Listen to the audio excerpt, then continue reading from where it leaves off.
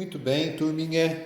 Nós vamos começar a trabalhar com o textinho sobre os vestígios no Brasil. Vestígios de que época? Da pré-história que a gente está estudando. Nós vimos na última aula sobre a vinda, como que o homem veio parar aqui no continente americano, sobre as hipóteses de como ele fez essa viagem para o continente americano.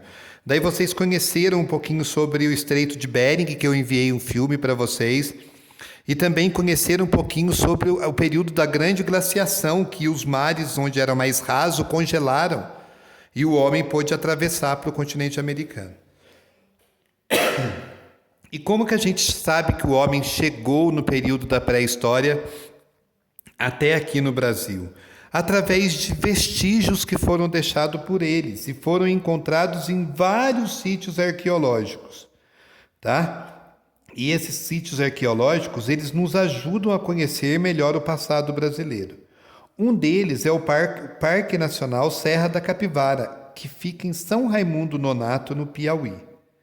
Nesse sítio, a arqueóloga Nied Guidon encontrou pinturas rupestres, restos de fogueiras, artefatos de pedra, dentes humanas e urnas funerais. O que são urnas funerais?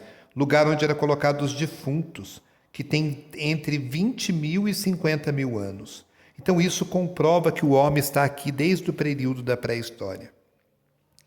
Mas olha o que ele fala, que a descoberta da arqueologia, a descoberta arqueológica mais importante ocorreu em Lagoa Santa, Minas Gerais, em 1974. Uma equipe de arqueólogos encontrou um crânio que tem cerca de 11 mil anos. Os pesquisadores descobriram que ele pertenceu a uma jovem mulher que tinha cerca de 20 anos e 1,50 m de altura. Eles a chamaram de Luzia. Ela é o ancestral humano mais antigo encontrado na América. Daí olha as imagens das pinturas rupestres lá no Parque Nacional da Serra da Capivara. E eles fizeram uma reconstituição através dos computadores, depois fizeram de argila, né? Um artista plástico fez como que era o rosto dos nossos ancestrais. Então depois ele pede para você responder aqui, ó, observar as setas vermelhas no mapa da página 26. Vamos voltar aqui no mapa da página 26. Observar as setas vermelhas no mapa. E responder, por onde os grupos humanos podem ter se deslocado para chegar à América do Sul?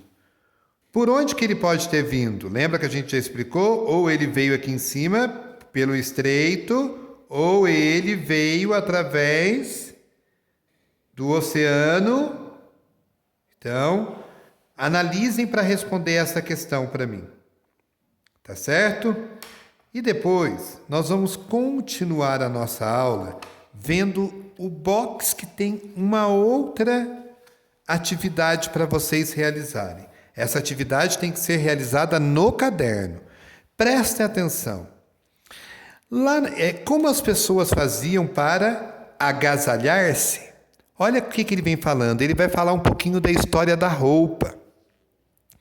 Há mais de 11 mil anos, quando Luzia viveu na região do atual estado de Minas Gerais, não existiam casas, aquecedores, máquinas de costura ou fábricas para produzir tecidos ou roupas. Então, como as pessoas faziam para proteger o corpo do frio e evitar cortes e arranhões na pele? Como eram feitas as suas vestimentas? Vamos ver um pouquinho sobre a história da roupa. Na pré-história, muitos seres humanos se abrigavam em cavernas e usavam o fogo para se proteger do frio e da chuva. Com ferramentas pontiagudas feitas de pedras lascadas e de ossos e chifres, eles retiravam a pele e o couro dos animais e os utilizavam como vestimenta. Com o tempo, alguns grupos passaram a entrelaçar fibras vegetais e couros macios para tecer vestimentas que protegessem o corpo. Tá? As vestimentas na pré-história. Na antiguidade, a construção de moradias foi sendo aprimorada, melhorando a proteção contra o frio, a chuva, o sol, o vento, etc. As vestimentas, então, além de terem a função de proteger o corpo, passaram a demonstrar o poder político, religioso e econômico de determinados grupos sociais. Então, quanto mais bonita era a roupa, mais enfeitada era a roupa, mais ricas eram as pessoas, dependendo dos tipos de fibra com que eram confeccionados. No Egito Antigo, por exemplo, os ricos e poderosos usavam linho como um linho muito fino e a população pobre usava algodão rústico. Então quer dizer que os ricos usavam linho e os pobres usavam algodão. Aqui tem uma imagem, ó. Detalhe do encosto de um trono de cerca de 3.400 anos no Egito. O encosto, isso aqui é a parte onde se encostava no trono do imperador. Depois ele vem falando na próxima página sobre a Idade Média. Como que eram as roupas? Olha, na Idade Média, as vestimentas eram produzidas em pequenas oficinas com teares manuais e as agulhas passaram a ser de ferro, facilitando a costura dos tecidos. Porém, a confecção de uma peça de roupa levava semanas ou até meses. A fabricação envolvia diversas pessoas, pois era preciso separar a lã ou as fibras, passar os fios no tear e depois cortar e costurar os tecidos. Grande parte da população adquiria apenas uma ou duas peças de roupa durante toda a vida. Reis e rainhas, porém, possuíam roupas diferentes, muitas vezes feitas com fios de ouro. Então, olha as mulheres fazendo os fios de lã para transformar em tecido para fazer roupa aqui, ó.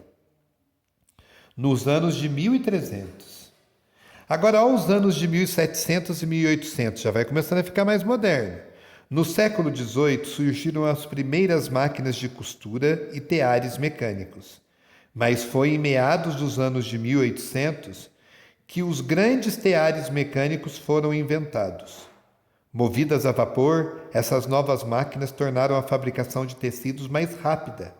A partir desse momento, a fabricação de roupa tornou-se cada vez maior.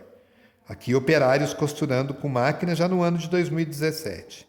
E falando da atualidade, com o avanço tecnológico no século XX, a produção têxtil, o que é produção têxtil? De tecido, ficou cada vez mais rápida e milhares de peças idênticas podiam ser fabricadas em um único dia.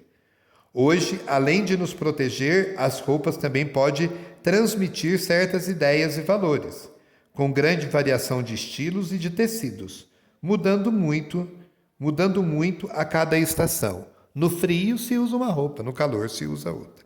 Olha o interior de uma fábrica de fios de tecido no município de São Paulo, no estado de São Paulo. Daí, a partir de toda essa história sobre a história da roupa, né, como que essa roupa que ela foi se evoluindo e se modernizando, porque se você parar para pensar, a roupa também fala do estilo da pessoa. Tem pessoas que gostam de vestir de um jeito, pessoas que gostam de vestir de outro. Vocês já perceberam que às vezes você vai no lugar e fala assim, nossa, aquela pessoa tem uma camiseta igual a minha. Porque as roupas hoje em dia acabam sendo peças, fazem muitas peças do mesmo jeito. Antigamente, como demorava para fazer a roupa, vocês imaginam, cada roupa saía de um jeito. Respondam para mim essas duas questões no caderno e me enviem uma foto depois de respondida. Quais foram as principais transformações na forma de produzir as vestimentas? E depois, podemos afirmar que as roupas têm uma história? Justifique sua resposta. Sim ou não? Se for sim, fala por quê. Se for não, fala para mim por quê também.